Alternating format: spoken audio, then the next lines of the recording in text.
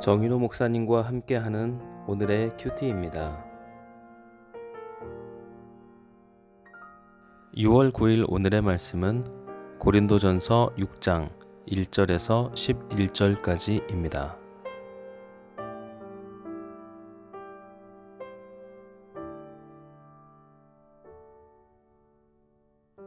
너희 중에 누가 다른 이와 더불어 다툼이 있는데 구태여 불의한 자들 앞에서 고발하고 성도 앞에서 하지 아니하느냐?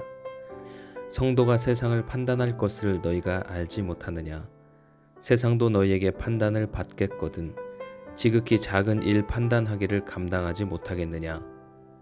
우리가 천사를 판단할 것을 너희가 알지 못하느냐? 그러하거든 하물며 세상 일이랴. 그런즉 너희가 세상 사건이 있을 때에 교회에서 경히 여김을 받는 자들을 세우느냐? 내가 너희를 부끄럽게 하려 하여 이 말을 하노니 너희 가운데 그 형제간의 일을 판단할 만한 지혜 있는 자가 이같이 하나도 없느냐? 형제가 형제와 더불어 고발할 뿐더러 믿지 아니하는 자들 앞에서 하느냐? 너희가 피차 고발함으로 너희 가운데 이미 뚜렷한 허물이 있나니 차라리 불의를 당하는 것이 낫지 아니하며 차라리 속는 것이 낫지 아니하냐. 너희는 불의를 행하고 속이는구나. 그는 너희 형제로다. 불의한 자가 하나님의 나라를 유업으로 받지 못할 줄을 알지 못하느냐. 미혹을 받지 말라.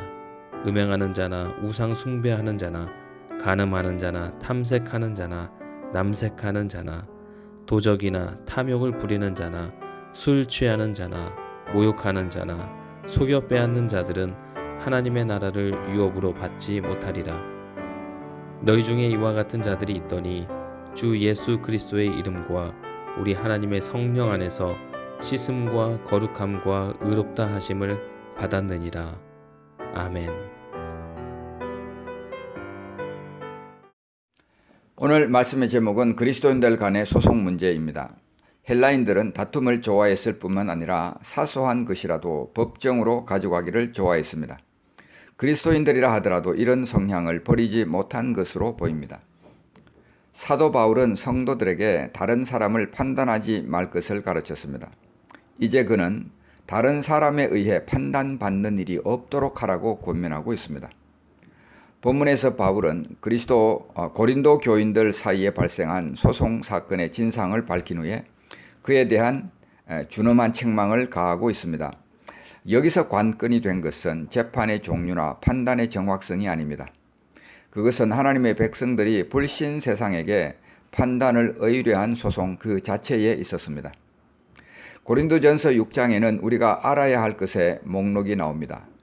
이것은 너희가 알지 못하느냐라는 질문 형식으로 나옵니다. 2절에서는 성도가 세상을 판단하는 줄 알지 못하느냐. 3절에서는 성도가 천사를 판단하는 줄 알지 못하느냐. 9절에서는 불의한 자가 하나님의 나라를 유업으로 받지 못할 줄을 알지 못하느냐. 16절에 창기와 합하는 자는 그와 한 몸이 된 것을 알지 못하느냐. 19절에 성도의 몸은 하나님께 받은 것이며 성령의 전인 줄 알지 못하느냐.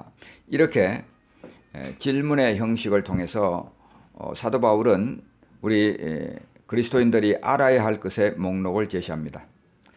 자, 오늘은 11절까지이기 때문에 이 사이에 나오는 질문 4가지를 같이 생각해 보겠습니다. 첫째로 성도가 세상과 천사를 판단할 것을 알지 못하느냐입니다. 2절 말씀입니다.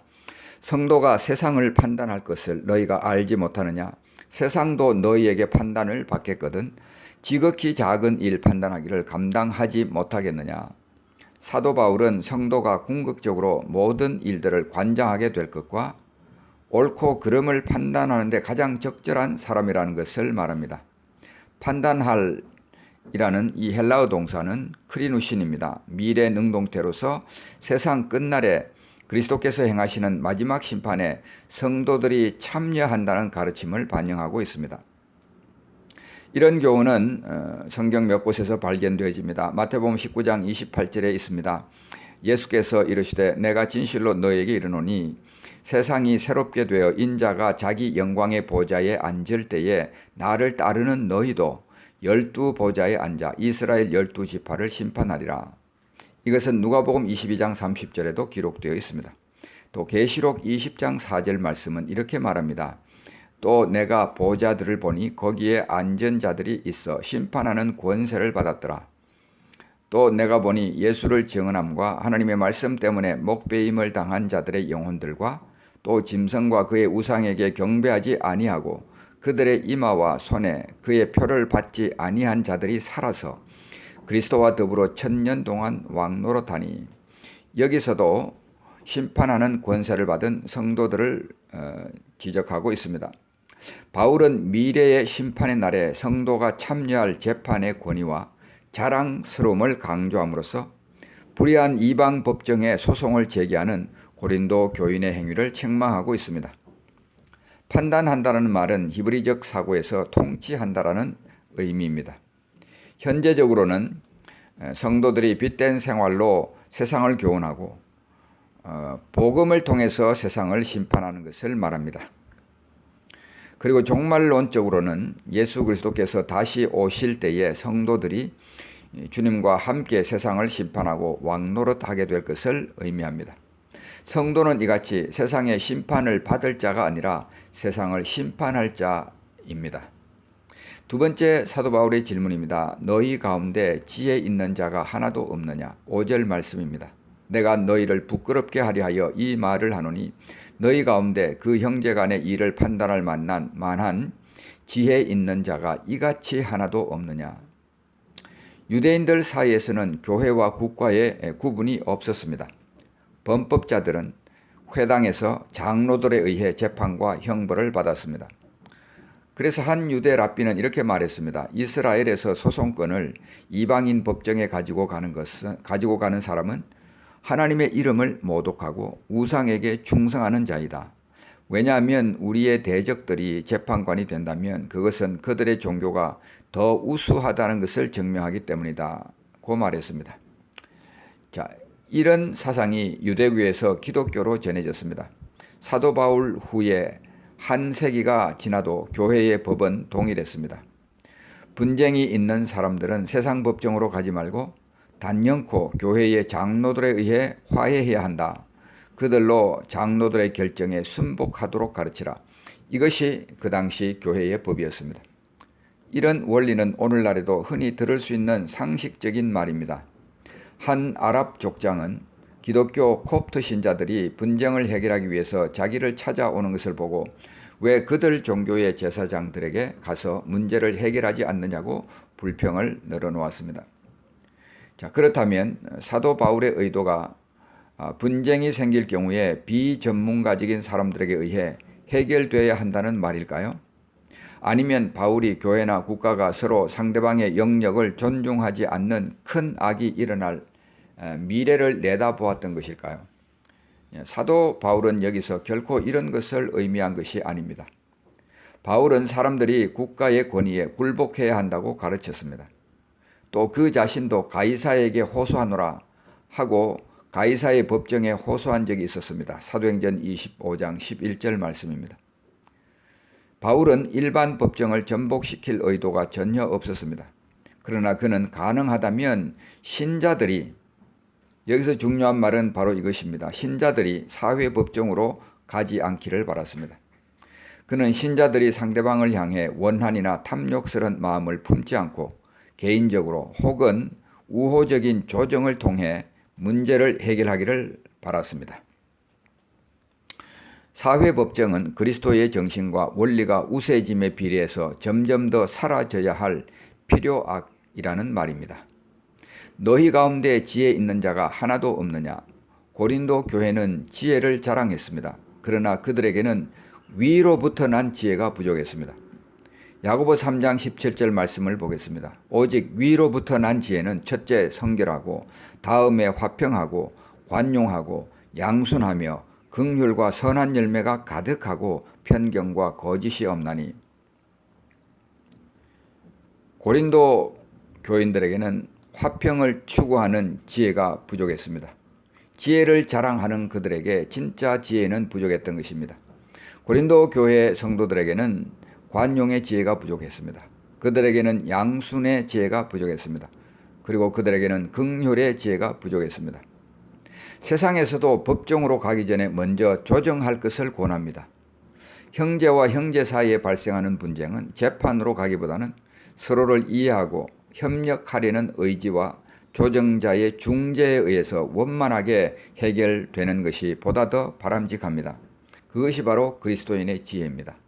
그러나 고린도 교회에는 이런 지혜자 한 사람을 찾지 못했습니다. 세 번째 질문입니다. 차라리 속는 것이 낫지 아니하냐? 7절입니다.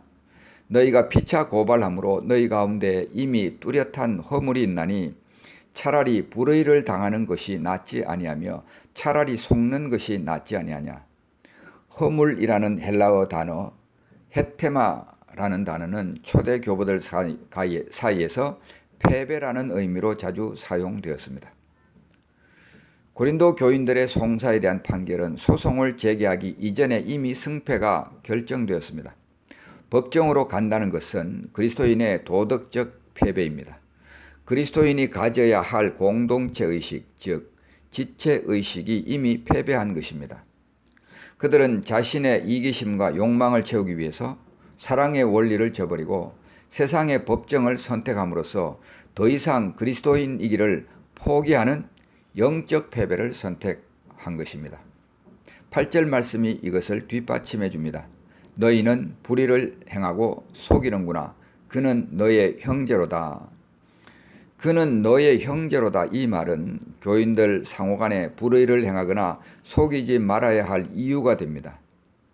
그런데 고린도 교인들은 형제를 사랑하지 않았을 뿐 아니라 오히려 적극적으로 형제를 해치고 모욕하는 악을 행했습니다. 그들은 불의와 보복이라는 굴레에서 벗어나지 못함으로써 결국 그들이 한 형제라는 사실조차 망각하게 된 것입니다. 그것은 공동체의식, 지체의식의 실패입니다. 가족이라면 이럴 수는 없는 것입니다. 네 번째 질문입니다. 불의한 자가 하나님의 나라를 유업으로 받지 못할 줄을 알지 못하느냐? 9절과 10절에 기록하고 있습니다. 불의한 자가 하나님의 나라를 유업으로 받지 못할 줄을 알지 못하느냐? 미혹을 받지 말라. 음행하는 자나 우상 숭배하는 자나 간음하는 자나 탐색하는 자나 남색하는 자나 도적이나 탐욕을 부리는 자나 술 취하는 자나 모욕하는 자나 속여 빼앗는 자들은 하나님의 나라를 유업으로 받지 못하리라. 성경이 제시하는 원리를 보면서 속으로 불편해하는 분들이 있을지 모르겠습니다. 이런 얘기는 꿈 같은 얘기다. 너무나 비현실적이다. 세상은 그렇게 호락호락한 곳이 아니다. 법으로 가지 않으면 우리는 계속 손해만 보게 되는데 어떻게 이렇게 하라는 말이냐. 이런 마음의 불편함을 가지고 있을지 모르겠습니다. 사도 바울의 이 마지막 질문은 이런 의문에 대한 해답을 제시해주고 있습니다. 첫째, 불의를 행하는 자들에게는 하늘의 공정한 심판이 있습니다. 여기에서 제시하는 불의는 두 가지 종류가 있습니다. 하나는 성적인 부도덕입니다. 음행과 우상숭배, 간음, 탐색 이런 말들이 바로 그런 성적인 부도덕을 말해줍니다. 두 번째는 이웃을 해치는 관계적인 죄입니다. 10절 말씀에 기록하고 있는 도적, 탐욕, 술취함, 모욕, 빼앗음 등입니다. 여기에 나오는 술취함은 그렇게 큰 악이냐라고 생각할지도 모르겠습니다. 그런데 이 술취함 때문에 관계적으로 많은 어려움이 야기된다는 것을 여러분이 잘 아실 것입니다. 이런 사람들은 하나님의 나라를 유업으로 받지 못합니다.